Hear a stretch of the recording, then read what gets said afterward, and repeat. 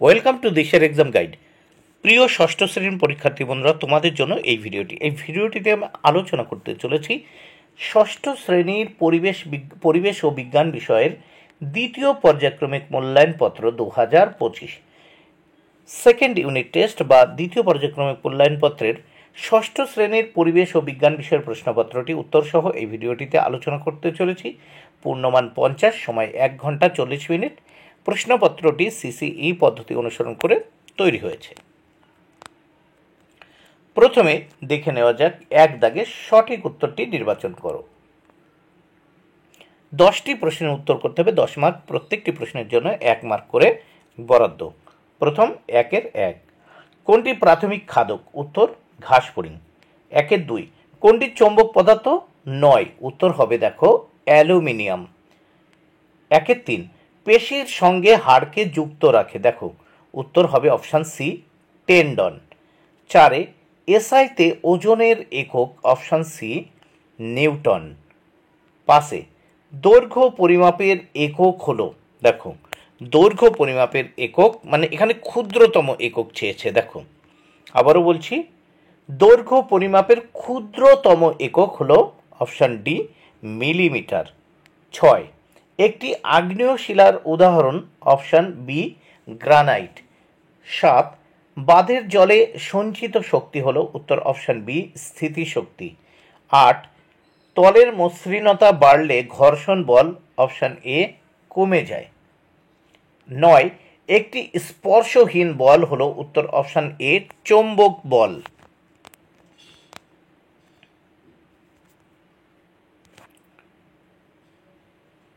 10, কোনটি লব্ধ রাশি নয়? উত্তর অপশান এ আয়তন। এবার 2 দাগে দেখব শূন্যস্থান পূরণ করো। এর জন্য রয়েছে 6 মার্ক, 6টি শূন্যস্থান পূরণ করতে হবে। 2-এর 1, মানবদেহে হাড়ের সংখ্যা 206টি। 2, একটি অচল অস্থিসন্ধি মাথার খুলির অস্থিসন্ধি।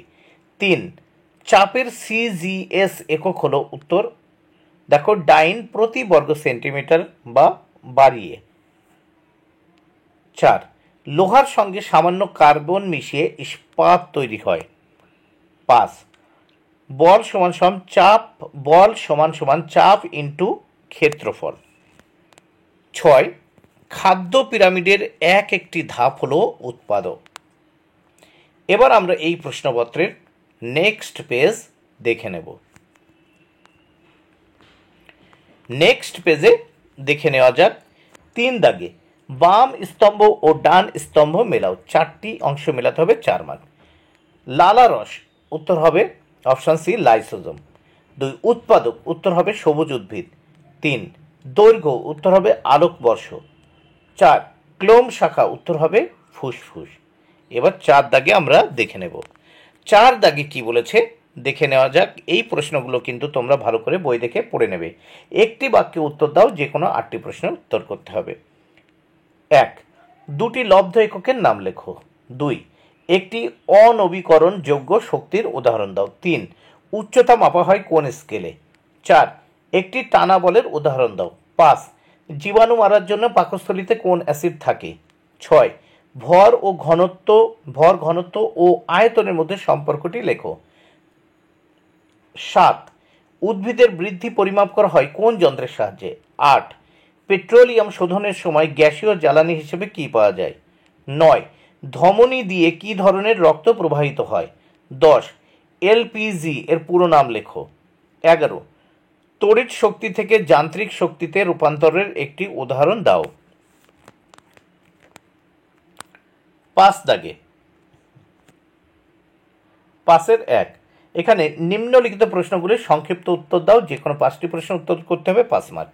5-এর 1, ঘর্ষণের ফলে বস্তুর ক্ষয় হয়, উদাহরণের সাহায্যে ব্যাখ্যা করো। 2, জীবাশ্ম বা ফসিল কাকে বলে? 3, বার্নৌলির নীতিটি লেখো।